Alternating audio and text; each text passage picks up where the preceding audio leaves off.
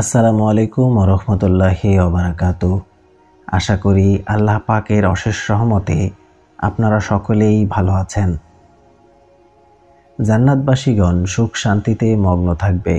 হঠাৎ তাদের সামনে এক আলোর প্রকাশ পাবে। তখন তারা তাদের মাথা উঠিয়ে তাকাবে। তারা দেখতে পাবে আল্লাহ তাআলা তাদের উপর থেকে লক্ষ্য করছেন।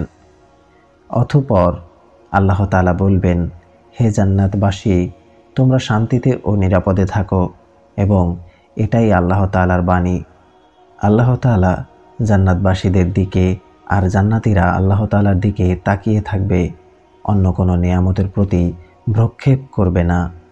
অবশেষে তিনি তাদের থেকে আড়াল হয়ে যাবেন, কিন্তু তার নূর অবশিষ্ট থেকে যাবে। আল্লাহ তাআলা তাদেরকে দেখার ব্যাপারে কোনো ভিড় হবে না, কষ্টও হবে না। রাসূলুল্লাহ সাল্লাল্লাহু আলাইহি ওয়াসাল্লাম ইরশাদ করেন, তোমরা তোমাদের রবকে দেখতে পাবে যেমনি এই চন্দ্রকে তোমরা দেখো।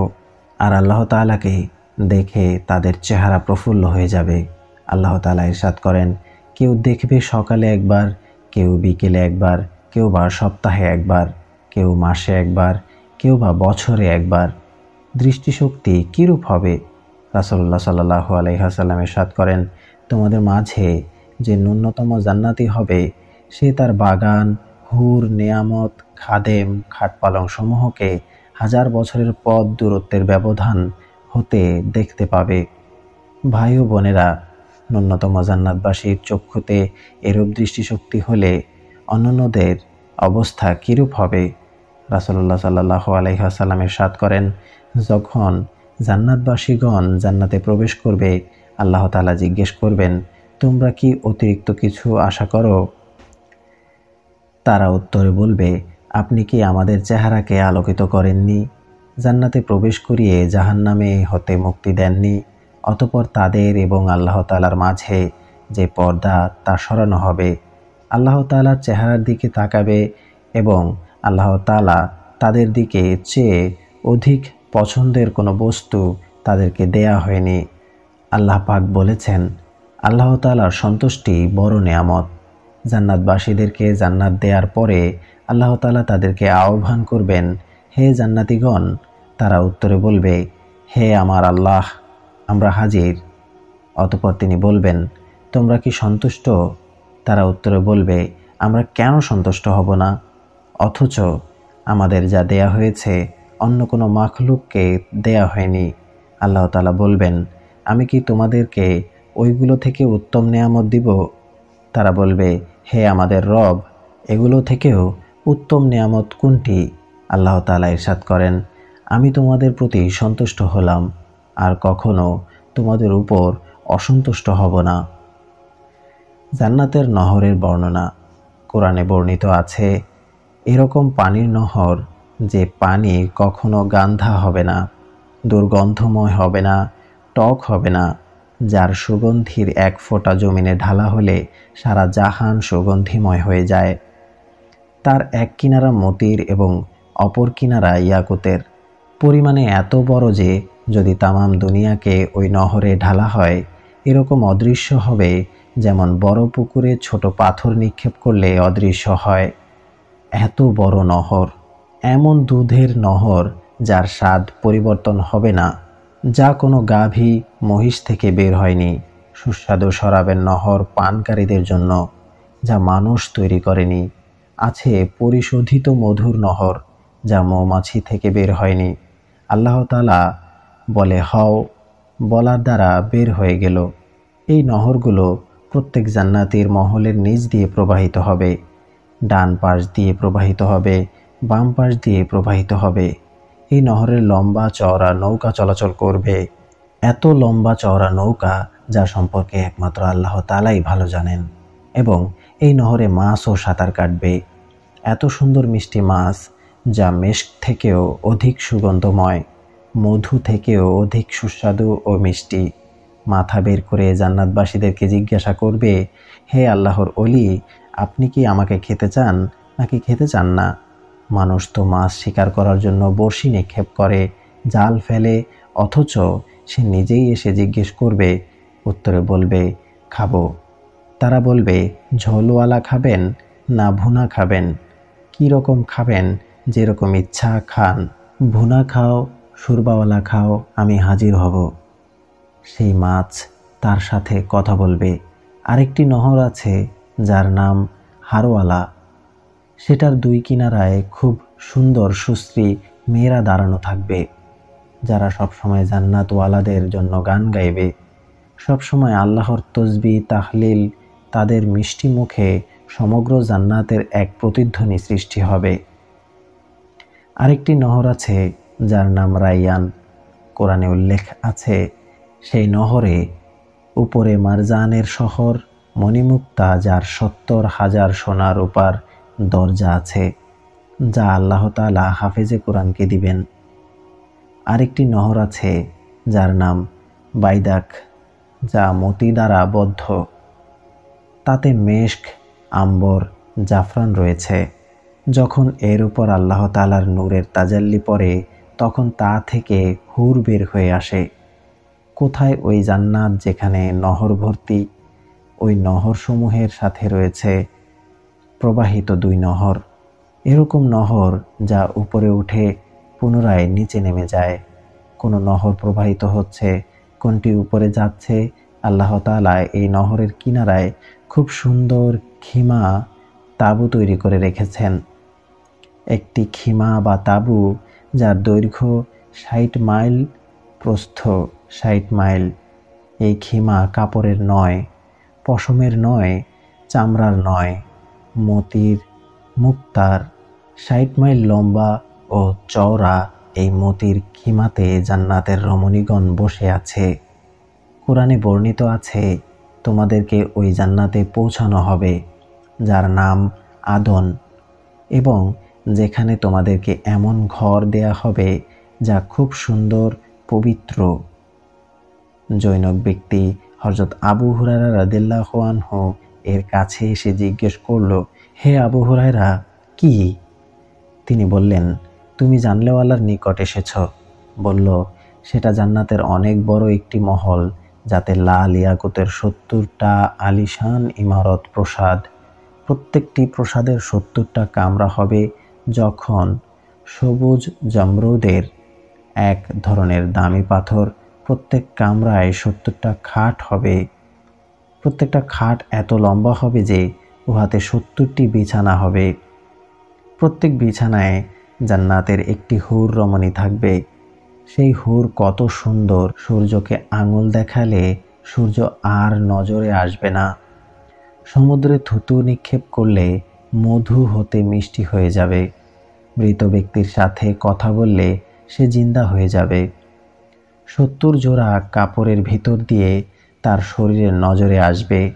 অসুস্থ হবে না, কোনোদিন বৃদ্ধ হবে না, কোনোদিন পেরেশান হবে না। যার প্রস্রাব নেই, যার পায়খানা নেই, হায়েজ ঋতুস্রাবও নেই। আল্লাহ তাআলা তাকে মাটি দিয়ে তৈরি করেননি, তাকে তৈরি করেছেন মেশক, আম্বর, জাফরান দিয়ে। প্রত্যেক কামরায় থাকবে ৭০টি দস্তরখানে, ৭০ প্রকারের খাবার। প্রত্যেক কামরায় ৭০ জন চাকরানী থাকবে। এত লম্বা চওড়া এক ঘর আল্লাহ তাআলা ঈমানওয়ালাকে, দ্বীনের মেহনত করনেওয়ালাকে দিবেন। আল্লাহ পাক কি শক্তি দিবেন! আল্লাহ তাআলা মুসলমান ঈমানওয়ালাকে, দ্বীনের মেহনত করেন ওয়ালাকে এমন পরিমাণ শক্তি দিবেন যে অর্থ দিনে সমস্ত স্ত্রীদের সাথে সহবাস করতে পারবে, সমস্ত খাবার খেতে পারবে, কোনো সমস্যা হবে না। জাওয়ানি শক্তি, সুস্থতা, জাওয়ানি, এটাই মাসাকিনা তাইয়েবা। আল্লাহ তাআলা ইরশাদ করেন, এটাই বড় সফলতা।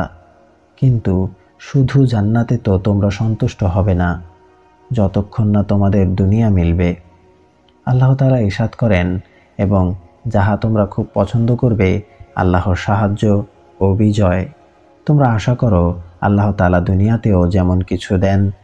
হে আমার হাবিব, তাদেরকে সুসংবাদ শুনান যে তোমরা দ্বীনের মেহনত করো, জান্নাত তৈরি করব, দুনিয়া দিয়ে দিব।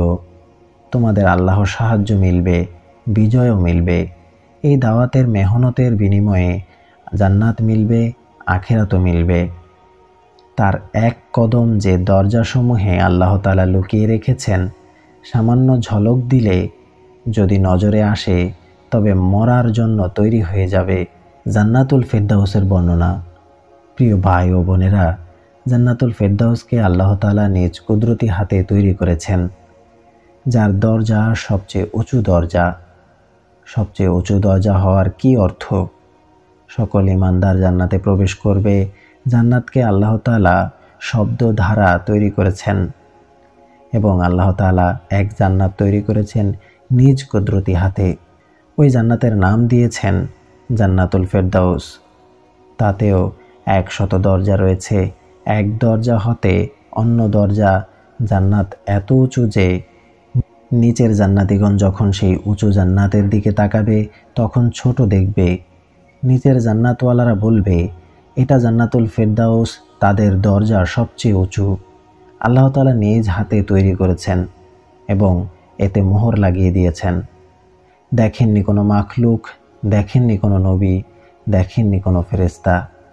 আল্লাহ তাআলা প্রতিদিন একে 5 বার দেখেন এবং বলেন, হে জান্নাত, আমার দোস্তদের জন্য খুশবুদার হয়ে যাও, পাক হয়ে যাও, সুন্দর হয়ে যাও। 5 বার আল্লাহ তাআলা একে সাজান, 5 বার খুশবু লাগান, 5 বার খুশবুরত বানান। এই জান্নাতের ঘর আল্লাহ তাআলা অন্য জান্নাতে যে সকল ঘর তৈরি করেছেন সে জান্নাতের ঘরের মতো নয়। সাধারণ জান্নাতের ঘরের একটি ইট হবে সোনার, অপরটি হবে রূপার। আল্লাহর জান্নাতুল ফেরদাউসে যে ঘর তৈরি করছেন তাতে এক ইট লাল ইয়াকুতের, অন্য ইট হলুদ জামরুদের, এক ইট সাদা মতির, যার প্লাস্টার হবে সুগন্ধি মেশক, কঙ্কর হবে লাল মুক্তা, ইয়াকুত পাথরের ছোট ছোট টিলা হবে জাফরানের ঘাস হবে। আল্লাহ তাআলা নিজের আরশকে উহার ছাদ বানিয়েছেন। আল্লাহ তাআলা যত মাকলুক তৈরি করেছেন তা থেকে আরশ সবচেয়ে সুন্দর।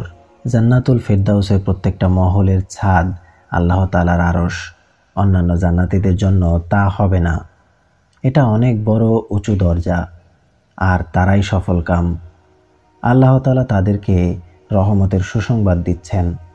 ঈমান আনবে, এর বদলায় রহমত দিবেন এবং আল্লাহর রাস্তায় নিজের জানমাল কোরবান করবে এবং এর বিনিময়ে আল্লাহ তাআলা নিজের রেজা অর্থাৎ সন্তুষ্টি দান করবেন। আল্লাহ তাআলা তাদের উপর রাজি হয়ে যাবেন। নিজের ঘর ছেড়েছে, এজন্য আল্লাহ তাআলা এমন ঘর দান করবেন যা চিরস্থায়ী। এমন ঘর দান করবেন যে ঘর তাকে ছাড়বে না, সেও ওই ঘরকে ছাড়বে না। দুনিয়ার ঘর আমাদেরকে ছেড়ে দেয় অথবা আমরা দুনিয়ার ঘরকে ছেড়ে দেই। জান্নাতের ঘরকে ছাড়ব না। উহার নিয়ামত সর্বদা থাকবে, নিয়ামত বাড়তে থাকবে, কমবে না এবং কখনো শেষ হবে না। প্রত্যেক মুহূর্তেই আল্লাহ তাআলা এর নিয়ামতকে বাড়াতে থাকবেন। আল্লাহ তাআলা ঈমানের পরিবর্তে রহমত দান করবেন। আল্লাহর রাস্তায় মেহনতের পরিবর্তে রেজা বা সন্তুষ্টি দান করবেন। এই ঘরকে একবার বানিয়ে তাকে সর্বকালের জন্য দিলেন এবং প্রতিদিন এর সৌন্দর্যকে বাড়াচ্ছেন। আমার ভাই ও বোনেরা, আল্লাহর রাস্তায় যারা চলে তাদের প্রত্যেকটি কদমে জান্নাতের কতটি দরজাকে অতিক্রম করে। এটা এমন এক রাস্তা যার ধুলাবালিকেও জান্নাতের খুশবু বানানো হয়। তবে এই রাস্তার আমলের মূল্য কত হবে? এক ব্যক্তি এসে বলল, ইয়া রাসূলুল্লাহ, আপনার কি রায়? আমি আমার সম্পদ থেকে কিছু আল্লাহর রাস্তায় খরচ করব, যেন আমি আল্লাহর রাস্তার মুজাহিদের সমপরিমাণ নেকি লাভ করতে পারি। রাসূলুল্লাহ সাল্লাল্লাহু আলাইহি ওয়াসাল্লাম জিজ্ঞাসা করলেন, তোমার কাছে কত সম্পদ আছে? সে উত্তর দিল, ৬,০০০। তখন রাসূলুল্লাহ সাল্লাল্লাহু আলাইহি ওয়াসাল্লাম ইরশাদ করেন, তুমি যদি সম্পূর্ণ খরচ করে দাও তবে তোমার মোকাবেলায় যে আল্লাহর রাস্তায় শুয়ে কোনো আমল করছে না তার যে পরিমাণ নেকি হচ্ছে তোমার সেই পরিমাণও হবে না। যদি ঘুমন্ত ব্যক্তির এই পরিমাণ নেকি হয় তবে যে আল্লাহর রাস্তায় গাস্ত করবে, দাওয়াত দিবে, সম্পদ খরচ করবে, পেরেশানি ভোগ করবে, তার কি পরিমাণ নেকি হবে? একটি হাদিসে আছে, আব্দুর রহমান বিন আউফ এক সাহাবী 30টি গোলাম আজাদ করলেন। যে একটি গোলাম আজাদ করে সে জাহান্নাম থেকে মুক্তি পায়। এক ব্যক্তি হয়রান হয়ে এটা দেখতে লাগলো। যখন তিনি তাকে দেখে বললেন, আমি যে আমল করলাম তোমাকে এর চেয়ে বড় আমলের কথা বলবো। বলল, নিশ্চয়ই বলবেন। তিনি বলেন, এক ব্যক্তি আল্লাহর রাস্তায় চলছে, সে তার সাওয়ারির উপর ঘোড়া, গাধা, উট যে কোনো এক সাওয়ারির উপর চড়ে যাচ্ছে এবং তার হাতে চাবুক। চলতে চলতে তার ঘুম এসে গেল। ঘুম আসার কারণে হাত নরম হয়ে গেল এবং চাবুক পড়ে গেল। পড়ার কারণে তার কষ্ট অনুভব হলো। তাকে এই সামান্য কষ্টের কারণে আল্লাহ তাআলা যে পরিমাণ নেকি দিবেন, আমার 30টি গোলাম আজাদ করার কারণেও তৎসম পরিমাণ নেকি দিবেন না। নিজেই চিন্তা করে দেখুন, সে ব্যক্তি কোনো আমল করেননি। আমল তো হতো দাওয়াত দেওয়া, গাছ করা, তালিম করা, জান মাল ব্যয় করা। এক ব্যক্তি যাচ্ছে, ঘুম এসে গেল, চাবুক পড়ে গেল। কষ্ট হলো, যেহেতু সামান্য পেরেশানি আসলো আর তা আল্লাহর রাস্তায় আসলো, সে কারণে নেকি। যখন আল্লাহর রাস্তায় কদম উঠায় সমস্ত গুনাহ উপরে খাড়া হয়ে যায়। যখন সে ঘর হতে বের হয়ে যায় তখন সমস্ত গুনাহ নিচে পড়ে যায়, অর্থাৎ মাফ হয়ে যায়। তার শরীরে এক মশার পাখা পরিমাণও গুনাহ বাকি থাকে না, মাফ হয়ে যায়। এবং আল্লাহ তাআলা 4টি বিশেষ জিম্মাদার হন। আল্লাহ তাআলা ইরশাদ করেন, তুমি আমার রাস্তায় যাও, আমি তোমার ঘরের হেফাজত, তোমার জানের হেফাজত, তোমার মালের হেফাজত, তোমার আওয়ালদের হেফাজত ও সকলের হেফাজত করব। যে আল্লাহ তাআলার রাস্তায় বের হয়, আল্লাহ তাআলা তার জান মালের হেফাজত করেন। এক মহিলা আল্লাহর রাস্তায় গেল, ফিরে এসে দেখল একটি বকরি ও বুরুশ যা দ্বারা কাপড় বানানো হয় হারিয়ে বের হলো। বলল, আল্লাহ, তুমি বলেছ যে তোমার রাস্তায় যাবে তুমি তার জান ও মালের হেফাজত করবে। আমার বকরি ও বুরুশ কোথায় গেছে? আমাকে তুমি দাও। 2-3 বার জোরে বলল। রাসূলুল্লাহ সাল্লাল্লাহু আলাইহি ওয়াসাল্লাম বললেন, হে আল্লাহর বান্দি, তুমি আল্লাহর নিকট এভাবে দাবি করো না। তারপরও সে বলছে। তখন আল্লাহ তাআলা আসমান থেকে তার জন্য 2টি বকরি এবং 2টি বুরুশ পাঠিয়ে দিলেন। আল্লাহর রাস্তায় বের হলে আমাদের জানমালের হেফাজত হচ্ছে। যেখানে মারা যাবে সোজা জান্নাতে প্রবেশ করবে। আল্লাহর রাস্তায় মৃত্যু এসে যাবে, সোজা জান্নাতে প্রবেশ করবে। ঘরে ফিরবে, তবে আজর ও সওয়াব সহ ফিরবে। সকাল থেকে নিয়ে সন্ধ্যা পর্যন্ত যে সকল গুনাহ হয় আল্লাহর রাস্তায়, যখন সূর্য ডুবে যায় তখন তার গুনাহ শেষ হয়ে যায়। আল্লাহর রাস্তায় চলার মধ্যে এই পরিমাণ বেশি সওয়াবের দরওয়াজা আল্লাহ তাআলা খুলে দেন। এর বরাবর আল্লাহ তাআলা কোনো আমল তৈরি করেননি। রাসূলুল্লাহ সাল্লাল্লাহু আলাইহি ওয়াসাল্লাম বলেন, আজ রাতে কে পাহারাদারি করবে? হযরত আনাস ইবনে মুরশিদ গানামী রাদিয়াল্লাহু বলেন, ইয়া রাসূলুল্লাহ, আমি পাহারা দিব। বললেন, যাও, ওই ঘরটির উপর খাড়া হয়ে যাও। সে গেল এবং রাত্রে পাহারা দিল। রাসূলুল্লাহ সাল্লাল্লাহু আলাইহি ওয়াসাল্লাম ফজরের নামাজের সালাম ফিরালেন। পরে জিজ্ঞাসা করলেন, ভাই, আমাদের পাহারাদারদের কি হলো? লোকেরা বলল, এখনও আসে নাই। রাসূলুল্লাহ সাল্লাল্লাহু আলাইহি ওয়াসাল্লাম দূরে লক্ষ্য করলেন, মাটি উড়ছে। রাসূলুল্লাহ সাল্লাল্লাহু আলাইহি ওয়াসাল্লাম বলেছেন, সে আসছে। রাসূলুল্লাহ সাল্লাল্লাহু আলাইহি ওয়াসাল্লাম এখনও নামাজের মুসল্লা থেকে ওঠেননি। সে ঘোড়ায় চড়ে হুজুর পাক সাল্লাল্লাহু আলাইহি ওয়াসাল্লামের সামনে এসে খাড়া হয়ে গেল, সালাম দিলেন। রাসূলুল্লাহ সাল্লাল্লাহু আলাইহি ওয়াসাল্লাম জিজ্ঞাসা করলেন, তোমার রাত্রি কিভাবে কাটলো? সে বলল, কেবল নামাজ এবং ইস্তেনজার জন্য ঘোড়া থেকে নেমেছি। রাসূলুল্লাহ সাল্লাল্লাহু আলাইহি ওয়াসাল্লাম ইরশাদ করেন, যার ভাবার্থ, আজকের পরে তুমি যদি অন্য কোনো আমল নাও করো তবে তোমার জন্য জান্নাত ওয়াজিব। এক রাত্র পাহারা দেওয়ার কারণে তোমার জন্য জান্নাত ওয়াজিব হয়ে গেল। যে সারা জীবন ঘরে ইবাদত করে তার জন্য জান্নাত ওয়াজিব এর সুসংবাদ দেননি। এক রাত্র আল্লাহর রাস্তায় পাহারা দেওয়ার কারণে সারা জীবনের জন্য জান্নাত ওয়াজিব হয়ে গেল। অপর এক হাদিসে বর্ণিত আছে, সামান্য সময়ের জন্য আল্লাহর রাস্তায় দাঁড়ানো এক ব্যক্তি কদরের রাতে হাজরে আসওয়াদের সম্মুখে দাঁড়িয়ে কদরের রাত্রে নফল নামাজ পড়ছ, বাইতুল্লাহ শরীফে এক রাত্রের ইবাদত 1,00,000 রাত্রের ইবাদতের সমান। 1,00,000 রাত্রকে যদি 1000 মাস দিয়ে গুণ করা হয় তবে 10 কোটি মাস হয়। 10 কোটি মাসের ইবাদত থেকেও উত্তম হলো কিছু সময় আল্লাহর রাস্তায় দাঁড়ানো। অন্য রেওয়ায়েতে আছে, কিছু সময় আল্লাহর রাস্তায় দাঁড়ানো সমগ্র জীবনের ইবাদত থেকেও উত্তম। অল্প কিছু সময়ে আল্লাহর রাস্তায় দাঁড়ানো 70 বছরের ইবাদত হতেও উত্তম।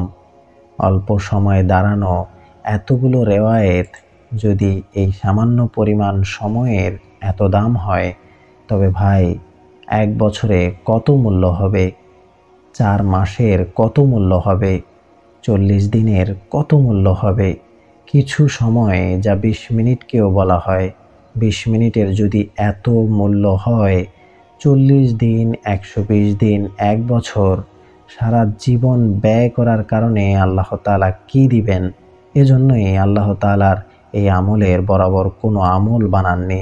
এই আমলকে আল্লাহ তাআলা আমাদের জন্য ব্যবসা বানিয়েছেন।